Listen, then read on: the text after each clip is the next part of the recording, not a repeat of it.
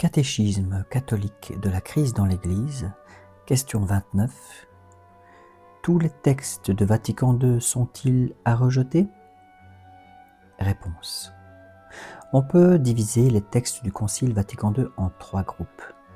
Le premier, certains pourraient être acceptés car ils sont conformes à la doctrine catholique, comme par exemple le décret sur la formation des prêtres. Le deuxième, d'autres sont équivoques, c'est-à-dire qu'ils peuvent être compris correctement, mais peuvent aussi être interprétés dans un sens erroné. Et troisièmement, certains, enfin, ne peuvent être compris dans un sens catholique. Dans leur formulation actuelle, ils ne peuvent être acceptés. C'est le cas, par exemple, de la Déclaration sur la liberté religieuse. Les textes ambigus peuvent être acceptés s'ils sont, selon l'expression de Monseigneur Lefebvre, interprétés à la lumière de la tradition. Et les textes du troisième groupe ne peuvent être acceptés avant d'avoir été rectifiés. Le concile était nécessaire, nous dira Monseigneur Lefebvre. Question. D'où vient le caractère ambigu de certains textes de Vatican II? Réponse. Les équivoques ont été volontairement introduites dans les textes conciliaires pour tromper les pères conservateurs. On les berçait d'illusions en insistant sur le fait que le texte ne voulait au fond rien dire d'autre que ce que l'Église avait toujours enseigné. Mais par la suite, il fut possible de s'appuyer sur ces passages pour défendre les thèses tout à fait hétérodoxes. Donc, le pourquoi de l'ambiguïté. Si un texte est clair, il est clair. Mais s'il est ambigu, il est facilement interprétable de plusieurs façons. Question. A-t-on des preuves que ces ambiguïtés ont été volontairement introduites? Réponse. Karl Rahner, dont nous parlions dans la vidéo précédente, et Herbert Vorgrimler confirment la chose lorsqu'ils écrivent, par exemple, je cite, que l'on a laissé ouvertes un certain nombre de questions théologiques importantes sur lesquelles on n'arrivait pas à tomber d'accord, en choisissant des formulations qui pourraient au concile être interprétées différemment par des groupes et tendances théologiques particulières. C'est-à-dire, pour traduire ça, c'est pour plaire aux conservateurs, eh bien, s'ils veulent interpréter selon leur position, eh bien, ils pourront trouver satisfaction, et les libéraux pourront trouver satisfaction selon leur interprétation. Question. Comment pouvait-on justifier une telle imprécision dans des textes conciliaires? Réponse. Ce flou, cette ambiguïté délibérée, était justifié par le fait que le Concile Vatican II ne se voulait qu'un concile pastoral et qu'il n'était donc pas nécessaire qu'il s'exprimât avec toute la clarté théologique et l'autorité requise pour un concile dogmatique. Question. Pouvez-vous donner des exemples de ces ambiguïtés calculées? Réponse. Un exemple de cette ambiguïté est donné par la fameuse expression « subsistit in », qui subsiste dans, introduite dans la constitution dogmatique Lumen Gentium sur l'Église 1.8. On y déclare que l'Église du Christ subsiste dans, subsistit in, l'Église catholique. L'Église du Christ subsiste dans l'Église catholique. Question. Quel est l'enseignement traditionnel sur ce sujet? Réponse. L'enseignement traditionnel dit expressément que l'Église du Christ est l'Église catholique. Ce mot « est » se trouve encore dans les premiers projets de cette constitution sur l'Église. Ces projets qui ont été mis sous le tapis. Il a été ensuite remplacé par l'expression « subsistit in » et il est évident que ce changement n'a pas été fait sans raison.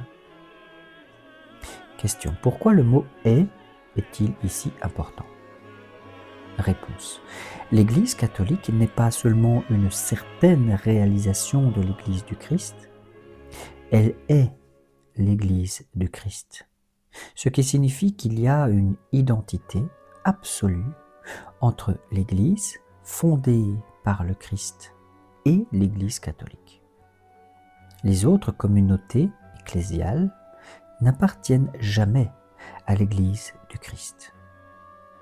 Or, l'expression subsistit in introduit une ambiguïté sur ce point. Question.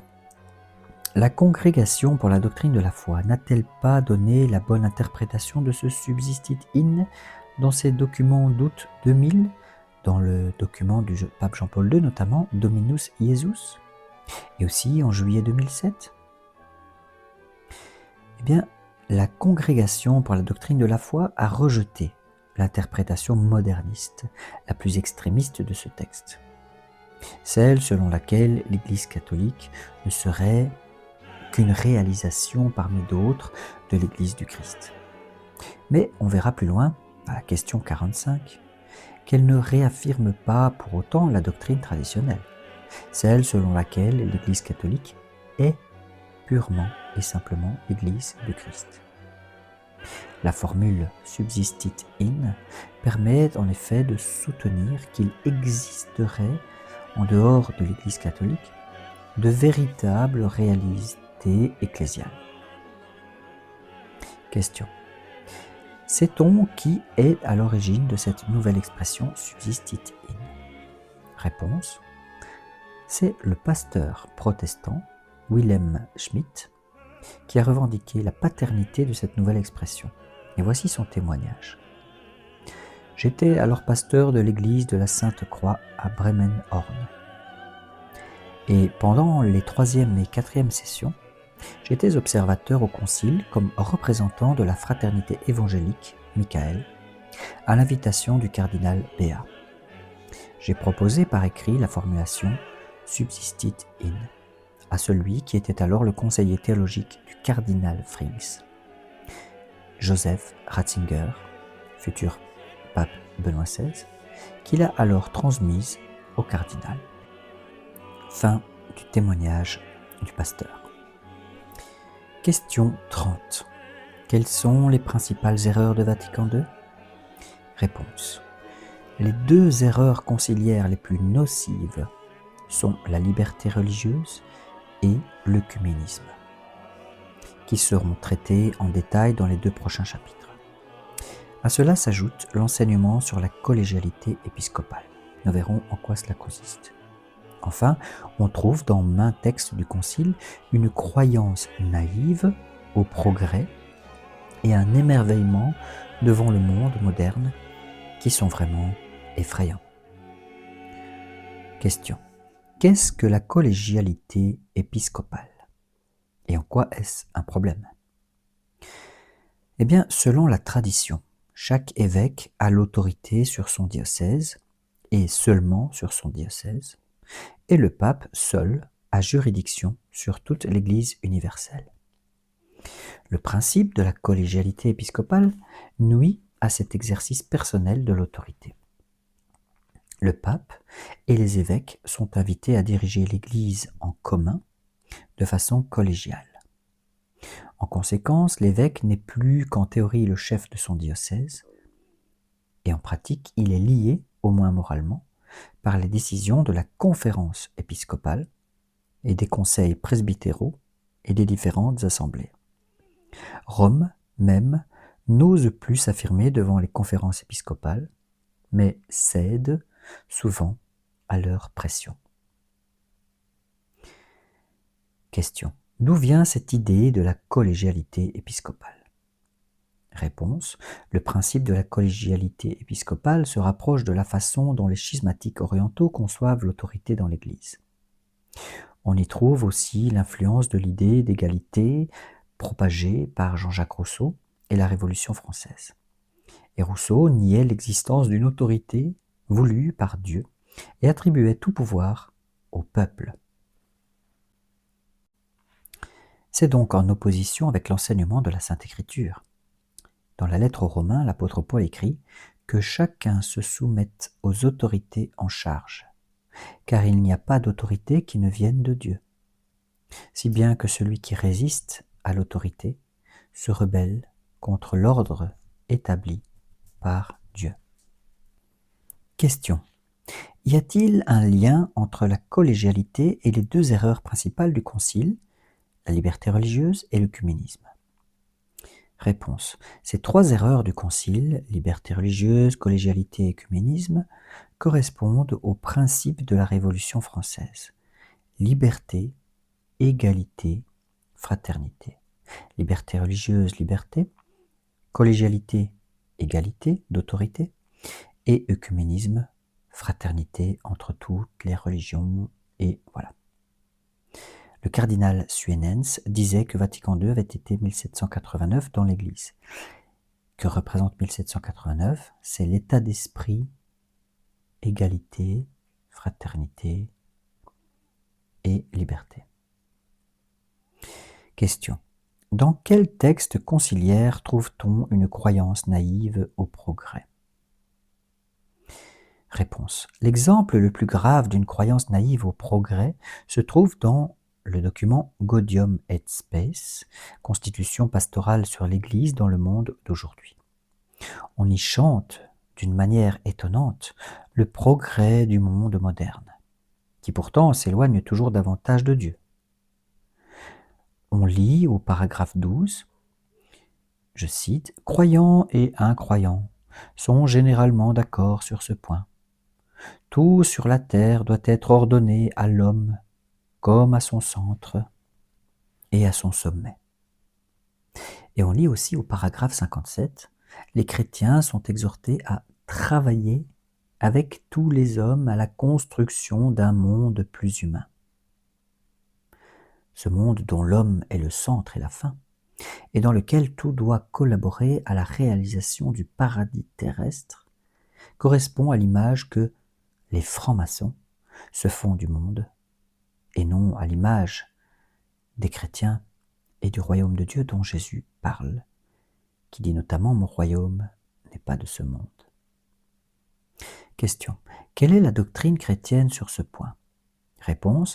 La doctrine chrétienne enseigne que Dieu seul est la fin de toutes les créatures, et qu'il ne peut y avoir de vraie paix et de vrai bonheur sur terre que si les hommes se donnent à Jésus-Christ et suivent ses commandements. Il n'est pas question de naïveté et de progrès. Question. Quel jugement peut-on en définitive porter sur Gaudium et Spes? Réponse. Le cardinal Ratzinger a désigné Gaudium et Spes comme un contre-syllabus, et à juste titre. Il a désigné cela dans son livre « Les principes de la théologie catholique » en 1985. Ce document de Vatican II affirme en effet positivement ce que Pie IX a nié et condamné dans le catalogue d'erreurs contemporaines qu'il a établi en 1864 et qui porte le nom de syllabus. C'est bien ce que nous disions au début, c'est que déjà le modernisme était en germe sous les papes Pie IX, Pie X, Pie XI, etc. Et c'est Vatican II qui a fait éclater qui a fait éclater cette odeur, cette pourriture de l'humanisme et de ce modernisme. Question. Le cardinal Ratzinger a-t-il expliqué pourquoi il qualifiait Gaudium et Spes de contre-syllabus? Eh bien, le cardinal Ratzinger a justifié son propos en expliquant que l'Église, dans les années 60, s'est approprié, je cite, « les meilleures valeurs de 2 siècles de culture libérale. Valeurs qui, dit-il, sont nées hors de l'Église, mais ont maintenant trouvé en elle leur place. » Cette expression est citée dans l'entretien du cardinal Ratzinger avec Vittorio Messori, publié en français sous le titre « Entretien sur la foi » en 1985. Question. Est-il mauvais que l'Église s'approprie les valeurs nées hors d'elle? Réponse. La vraie question est plutôt: peut-il exister de vraies valeurs morales inconnues de l'Église? L'Église a reçu du Christ la plénitude de la vérité religieuse et du bien. Le libéralisme n'est que la corruption d'idées chrétiennes, devenues folles, selon l'expression de Chesterton. Chesterton qui a vécu une réelle conversion, notamment. Vous irez voir son témoignage. Il a écrit des livres. Tout ce qu'il peut posséder de bon a été volé à l'Évangile. Concrètement, ce que les gens se vantent d'être des bonnes personnes, de faire du bien, etc., sans Dieu, ils disent on n'a pas besoin de Dieu pour faire le bien, etc., mais reconnaissent que faire le bien, c'est bien, et que le mal est mal, eh bien, toutes ces choses-là, ce sont des notions que l'homme usurpe à Dieu pour s'auto-justifier. Et c'est un scandale, car Jésus serait mort en vain pour le péché du monde. Je continue et je termine. En revanche, ce que le libéralisme a de propre, c'est-à-dire la liberté sans frein, le rejet de l'autorité établie par Dieu, etc., est en soi anti-chrétien et donc révolutionnaire. C'est pourquoi le pape Pie IX a condamné le libéralisme à multiples reprises et dénoncé dans la dernière proposition de son syllabus l'erreur suivante: le pape de Rome peut et doit se réconcilier et se lier d'amitié avec le progrès, le libéralisme et la culture moderne. Donc le pape Pie IX rejette cette idée qui est justement mise en valeur dans le Concile Vatican II. Or, c'est précisément cette réconciliation et cette amitié que prône Vatican II en général et Gaudium et Spes en particulier. Donc voilà notamment des erreurs graves.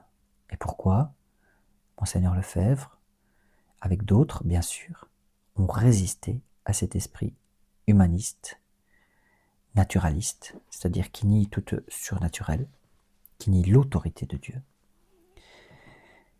etc. Nous verrons dans la prochaine vidéo une autre question. Vatican II n'est-il pas infaillible en tant qu'organe du magistère ordinaire? Voilà.